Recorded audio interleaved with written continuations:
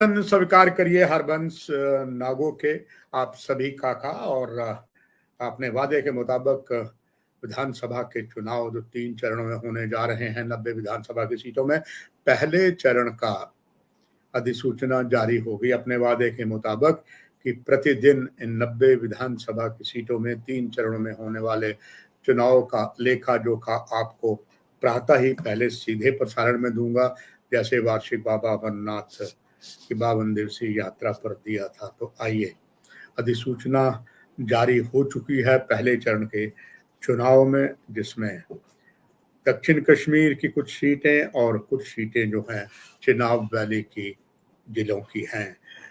यहाँ पर अधिसूचना जारी हो गई है, मगर कोई भी रिटर्निंग ऑफिसर ने यह खबर नहीं दी कि चुनाव में किसी भी प्रत्याशी ने नामांकन पत्र भरा है। हालांकि अभी नामांकन पत्र भरने की उम्मीद भी कम थी। कारण ये था, प्रमुख जो राजनीतिक दल है सिर्फ एक ने मैनिफेस्टो निकाला है, बाकी अभी किसी भी जो प्रमुख राजनीतिक दल हैं किसी ने भी किसी अपने प्रत्याशियों की घोषणा नहीं की है। भाजपा को जिनको टिकट देनी है और वो एक टीम पूरी जम्मू से दिल्ली बैठी है, और दूसरा यहाँ पर कांग्रेस अपना और अधिक प्रभुत्व जमाने के लिए स्वयं यहाँ पर लोकसभा में विपक्ष के नेता राहुल गांधी, प्रतिपक्ष के जो नेता हैं, सांसद हैं, वो यहाँ आ रहे थे। और कल इस बारे में हमने इसी चैनल में प्रातः आपको ब्रेकिंग न्यूज में बता दिया था कि वो जम्मू आ रहे हैं। जम्मू के बाद वो वापस चले जाएंगे दिल्ली, और इसके बाद अगला जो दौरा उनका 2 या 3 दिवसीय होगा वो कश्मीर घाटी पर केंद्रित होगा। उनके साथ खबर ये भी आई थी कि मल्लिकार्जुन भी आ रहे हैं, और जनरल सेक्रेटरी जो इंचार्ज है केसी वेणुगोपाल जनरल सेक्रेटरी वो भी आ रहे हैं, ऑर्गेनाइजेशन सेक्रेटरी भी आ रहे हैं। मगर अब नवीनतम खबर ये आई है कि लास्ट मोमेंट पर श्री राहुल गांधी का जो दौरा है वो पोस्टपोन हो गया है। कारण नहीं बताया गया है। हालांकि इसमें आधिकारिक रूप से कोई भी कांग्रेस की ओर से बात नहीं आता है, मगर सूत्रों ने जानकारी दे दी है कि उनका जो प्रस्तावित आज का दौरा जम्मू में था वो जो है वो उनका कैंसिल कर दिया गया है, पोस्टपोन कर दिया गया है। दौरे की कई महत्वपूर्ण बातें थी, और इसमें सबसे बड़ी बात तो यही थी कि कांग्रेस का मनोबल बढ़ेगा और उनकी विचारधारा के कुछ राजनीतिक दल हैं उनसे उनका गठबंधन होगा। इसमें नाम नेशनल कॉन्फ्रेंस का भी लिया जा रहा है, और साथ साथ में पीडीपी कुछ और दलों का भी लिया जा रहा है, ऐसे कयास लगाए जा रहे हैं। खैर, उनका जो अगला दौरा होगा तब लेटेस्ट क्या है आपको बताएंगे। मगर आज नामांकन पत्र जो है कहीं भी नहीं भरा, चाहे वो दक्षिण कश्मीर का अनंतनाग जिला था, शोपियां था, कुलगाम या पुलवामा था। इसी तरीके से जम्मू डिवीजन के खास करके जो किश्तवाड़, डोडा, ये क्षेत्र रामबन थे, यहाँ पर भी जो है फर्स्ट फेज के चुनाव की अधिसूचना थी, यहाँ कोई आया नहीं। अब इसके बावजूद चुनाव आयोग ने अपनी पूरी तैयारी कर ली है। मतदाता सूची बन चुकी है। 93,281 मतदाता हैं। इनमें 44,99,584 पुरुष हैं, 43,13,794 महिलाएं हैं, 168 ट्रांजिस्टर है, यानी कि थर्ड जो है होता है मेल फीमेल के बाद अदर वो है। और कुल यहाँ पर जो मतदाता हैं वो कुल मिलाकर यहाँ जो अलग अलग पोलिंग स्टेशनों पर वोट डालेंगे।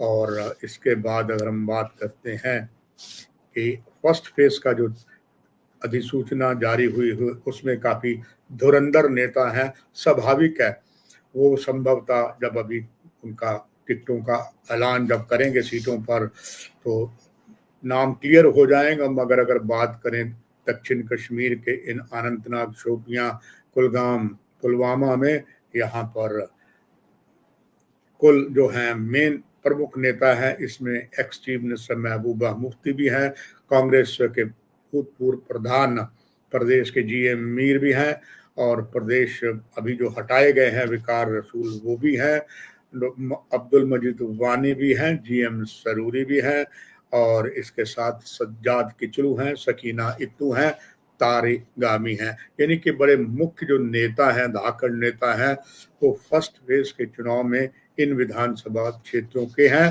संभवतः यही इस बार भी उम्मीदवार होंगे, ये आने वाले चुनाव बताएंगे। और इस बार पोलिंग जो स्टेशन है उनकी तादाद बढ़ा दी गई है, अब ये 11,853 हो गए हैं। तो ये जो स्थिति बनी हुई है, उधर हर राजनीतिक दल अपने अपने तरीके से अपने पार्टी को अधिक से अधिक विजय दिलाने के लिए आगे पीछे पीछे आगे, और नेताओं की जो बात है वो आया राम गया राम की कहावत भी तेजी से सक्रियता हो रही है। अब भारतीय जनता पार्टी से खबर है कि भारतीय जनता पार्टी ने पहले बहुत कुछ यहाँ काम कर चुके श्री राम माधव को चुनाव प्रभारी जीके रेड्डी के साथ बनाया गया है। श्री राम माधव, अगर आपको याद होगा, 2014 के विधानसभा के चुनाव में उनकी प्रमुख भूमिका रही है। आरोपों प्रत्यारोपों का सिलसिला तो हर राजनीतिक दल में हर नेता पर लगा ही रहता है। तो ये उनको दोबारा लाया गया है, इसमें निश्चित तौर पर कम से कम कांग्रेस अपना विपक्ष का निशाना उन पर जरूर करेगी, ऐसी उम्मीद की जा रही है। उधर पीडीपी की बात करें तो वाहिदुर रहमान परा ने कहा है कि उनके ऑप्शन ओपन है, किसके साथ बात करनी है। ये भी बात क्लियर कर देती है कि आया राम गया राम, पार्टियों में अलग अलग नेता आते रहेंगे और ये सिलसिला इस तरीके से चलता रहेगा। उधर जो बहुत उम्मीद भारतीय जनता पार्टी की, तो खास करके अनुसूचित जनजाति को कईयों को आरक्षण देने पर उन पर भी सवाल कुछ उठे हैं। अनुसूचित जनजाति का प्रतिनिधित्व संगठन है, उन्होंने केंद्र सरकार से स्पष्टीकरण मांगा है कि फरवरी में जो लोकसभा के चुनाव की बात हुई थी, 4 समुदायों को, जिसमें कुछ गुड़ा, ब्राह्मण, कोली, पादर जनजाति थे, उनको जोड़ा गया था। बाद में 3 और पहाड़ी जनजातियों को जोड़ा गया, 10% उन्हें रिजर्वेशन दी गई। इसमें बहुत से सवाल उन्होंने उठाए हैं, यानी कि कभी कभी कहते हैं कि उल्टे बांस बरेली को या शिकार करने को आए थे, शिकार हो के चले, ऐसी कहीं स्थिति भारतीय जनता पार्टी की ना बन जाए। जिस तरीके से उन्होंने गुज्जर बकरवाल समुदाय को अपने पक्ष में लेने के लिए कुछ कदम उठाए हैं। हालांकि कई वर्ग नाराज हैं, कई प्रसन्न हैं, और खास करके सबसे बड़ा अगर राजनीतिक आप जहाज कहें तो वो भारतीय जनता पार्टी का है। स्वाभाविक बात है, जब बड़ा पार्टी का फैलाव होगा उसमें मतभेद होंगे। हर आदमी चाहेगा कि एक जो प्रसिद्ध एक गाना था, हर कोई चाहता है कि मुट्ठी आसमान। कुछ बहुत से नेता एक एक विधानसभा के क्षेत्र में हैं और सभी चाहते हैं टिकट तो एक मिलेगा। फिर पुनः आज कुछ समाचार पत्रों ने इस बात को मैं भी आगे बढ़ाता हूँ कि एक अनार 100 बीमार की कहावत जो है वो भारतीय जनता पार्टी में है। कैंडिडेट ज्यादा हैं, टिकट तो एक को मिलनी है, तो अब देखते हैं किसको टिकट मिलती है। वहां तक अगर चलते हुए आतंकवाद की बात करें, हालांकि आतंकवाद की बात करते हुए मुझे जरूर कोई परेशानी होती है कि हम पाकिस्तानी खुफिया एजेंसी ISI के नापाक इरादों को बताते हैं। कहा जाता है जिसको टोटल साइडलाइन किया जाए उसकी चर्चा ही ना करें, मगर कहा जाता है कि कुछ ऐसी बातें होती हैं वो पहुंचाने भी आप तक पड़ती हैं। इसीलिए अभी कुछ सुरक्षा बल कोशिश कर रहे हैं, और रजौरी और 2 जगह पर काफी ज्यादा, रजौरी में अंडरग्राउंड एक सागरवाल जगह है, वहां से भूमिगत स्थानों पर बहुत सा खाना मिला है, और ये पता लगता है ये आतंकवादियों के लिए था। और ये प्रमाणित करेगा कि अभी इसको का पर्दाफाश हुआ है, ना जाने और कितने ऐसे स्थान हैं। तो दर्शकों, ये था आज पहले दिन का कार्यक्रम, जो आपको दूसरे दिन का और जो अधिसूचना जारी हुई है उसके बाद के अगले दिन का लगातार आपको इसमें संपर्क करते रहेंगे। प्रातः ये कार्यक्रम के बाद और भी जो भी महत्वपूर्ण खबरें होंगी, अपना प्रजातंत्र के चौथे प्रहरी का दायित्व निभाते हुए और ये कहावत पुनः यथार्थ करते हुए, ना काहू से दोस्ती ना काहू से बैर, को जारी रखेंगे। नमस्कार।